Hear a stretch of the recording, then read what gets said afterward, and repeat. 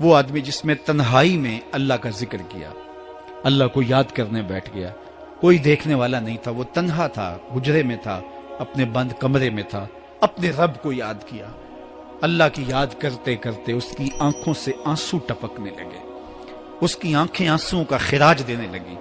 تو میرے اور آپ کے آقا و مولا نے فرمایا کہ یہ آنسو اتنے قیمتی ہیں، ان آنسوؤں کے بدلے میں قیامت کے دن اسے عرش الہی کا سایہ نصیب ہوگا، عرش الہی کا سایہ اسے نصیب ہوگا ان آنسوؤں کے بدلے میں۔ رومی علیہ رحمہ فرماتے ہیں جہاں پانی گرتا ہے وہاں سبزہ اگتا ہے، جہاں آنسو گرتے ہیں وہاں رحمت اترتی ہے۔ تو اس لیے جو اللہ کی یاد میں رونے کا لطف ہے اور اللہ کی یاد میں آنسو بہانے کا اجر اور صلہ رکھا گیا ہے، یہ گناہوں کو دھو ڈالتا ہے، یہ اندر کی صفائی اور ستھرائی کا سبب اور ذریعہ ہے۔ میرے اور آپ کے آقا و مولا نے فرمایا راتوں کی تنہائیوں میں اٹھ کے قرآن پڑھا کرو اور قرآن پڑھتے ہوئے رویا کرو۔ پھر فرمایا فَإِلَّمْ تَبْكُوا فَتَبَاكُوا، اگر رونا نہ آئے تو رونے کی کوشش کیا کرو۔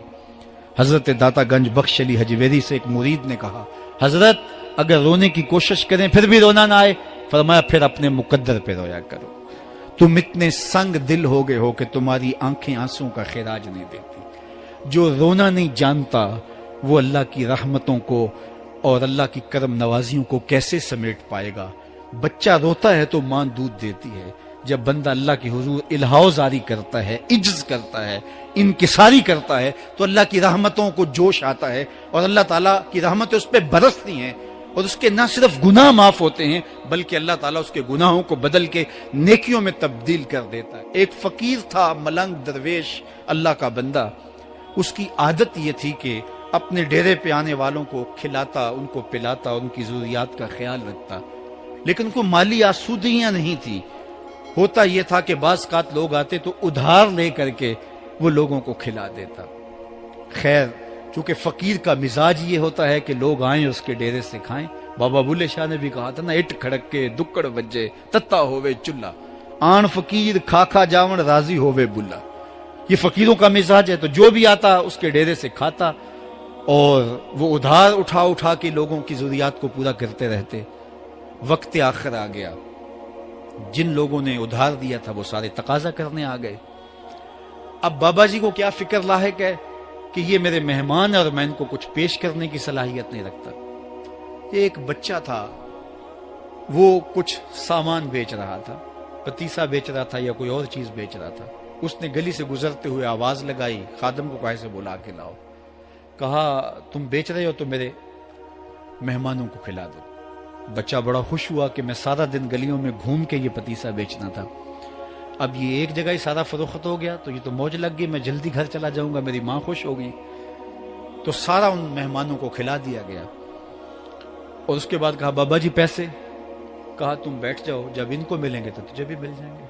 وہ بیٹھ گیا، 2 4 10 منٹ بیٹھا تو بچہ تھا، پھر کھڑا ہو گیا، بابا جی پیسے؟ کہا جب ان کو ملیں گے تو تجھے بھی مل جائیں گے۔ پھر آدھا گھنٹہ گزرا تو پھر اس نے کہا بابا جی پیسے؟ میری ماں میرا انتظار کر رہی ہے، ہمارے گھر کا چولہا اسی سے جلتا ہے، میں یہ پیسے لے کر جاؤں گا اور میری ماں کوئی ہنڈیا خریدے گی اور ہم شام کا گھر کا کوئی سلسلہ کریں گے۔ کہا بیٹا جب ان کو ملے گا تو تجھے بھی مل جائے گا۔ بچے نے رونا شروع کر دیا، یتیم بچہ تھا، اس کا سارا آسرا یہی تھا، اس نے رونا شروع کر دیا۔ جب بچہ رویا اللہ کی رحمت کو جوش آیا، کوئی مرید نذرانہ لے کے ان بزرگوں کے پاس آ گیا اور اشرفیوں کی بھری ہوئی تھیلی پیش کی۔ وہ اتنے پیسے تھے کہ اس بچے کو بھی دیے، جتنے لوگ آئے تھے سب کا قرض چکایا، کہا جاؤ گھروں کو۔ تو سب نے کہا بابا جی ہم صبح سے بیٹھے ہوئے تھے تو یہ نذرانہ دینے والا صبح سے نہیں آیا تو اب کیسے آ گیا؟ کہا صبح سے تمہارے اندر کوئی رونے والا نہیں تھا، ایک رونے والا آیا تو باقیوں کا بھی کام بن گیا۔ بعض اوقات کسی ایک شخص کی وجہ سے باقیوں کی خطائیں بھی معاف ہوتی ہیں۔ آج ہم اجتماعی طور پہ تا حد نظر اندر باہر اوپر نیچے اتنے لوگوں کے ہجوم میں اللہ کی بارگاہ سے یہ توقع رکھتے ہیں کہ مالک کتنے ہجوم میں کوئی ایک تو ہوگا جو تیرا لاڈلا ہوگا، کوئی ایک تو ہوگا جو تیرا بہت قریبی ہوگا، کوئی ایک تو ہوگا جس پہ تیری رحمتیں برسیں گی۔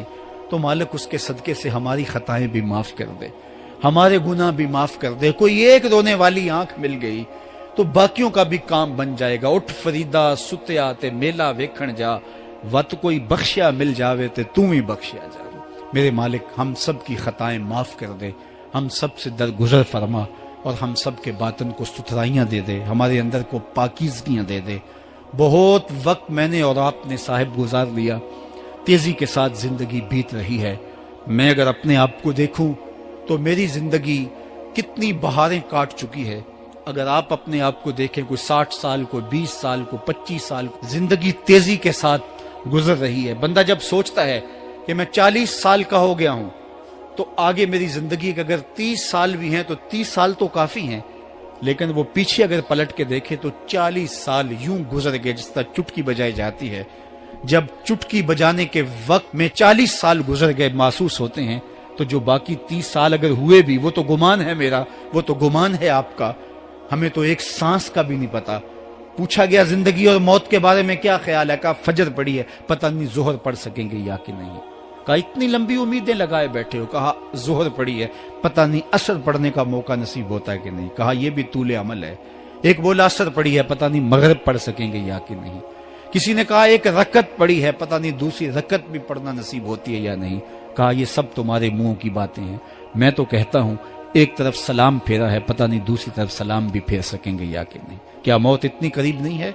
हमने अपनी आंखों के सामने लोगों को जुदा होते यूं नहीं देखा है। हम कहते हैं इसकी खबर सुना रहे हो मौत की, ये तो मैंने अभी सब्जी वाली दुकान पे देखा था। लेकिन जब मौत आती है तो एक लम्हे का तकद्दुम और ताखुर नहीं होता। तो साहिब आइए अपनी जिंदगी को अल्लाह और उसके रसूल की राहों पे डालें। आज वक्त है, आज मौका है, आज तौबा का दरवाजा खुला है, कल सब कुछ नहीं होगा। आज उसकी रहमतें आवाज दे रही हैं। आज वक्त है, वक्त पर काफी है, एक कतरा भी आबे खुश हंगाम का। जल गया जब खेत बरसा मी तो फिर किस काम का। अब आइए सुनिए, इस कायनात के अंदर हमें वो खवातीन मिलेंगी जो पर्दे के पीछे थी, लेकिन पर्दे के सामने मां नहीं आई, अब्दुल कादिर जीलानी आए। मां पर्दे के पीछे थी, पर्दे के सामने फरीदुद्दीन गंजे शकर आए। मां पर्दे के पीछे थी, मेहरो मां ने भी आंचल नहीं देखा, लेकिन पर्दे के सामने करबला में हुसैन इब्ने अली आए। तो ये पर्दे के सामने आए, वो पर्दे के पीछे थी। तो जब माएं पर्दे के पीछे हों तो फिर बेटे जो हैं वो पर्दे के सामने आके वो नक्श सबत करते हैं कि जो लोगों के जिंदगी के नकूश को जो है वो उजाल देते हैं और तकदीर बदल देते हैं। तो इसलिए माओं की जिम्मेदारियां घर संभालना है। जब माएं घर संभाल लेती हैं तो बेटे बहरो भर संभाल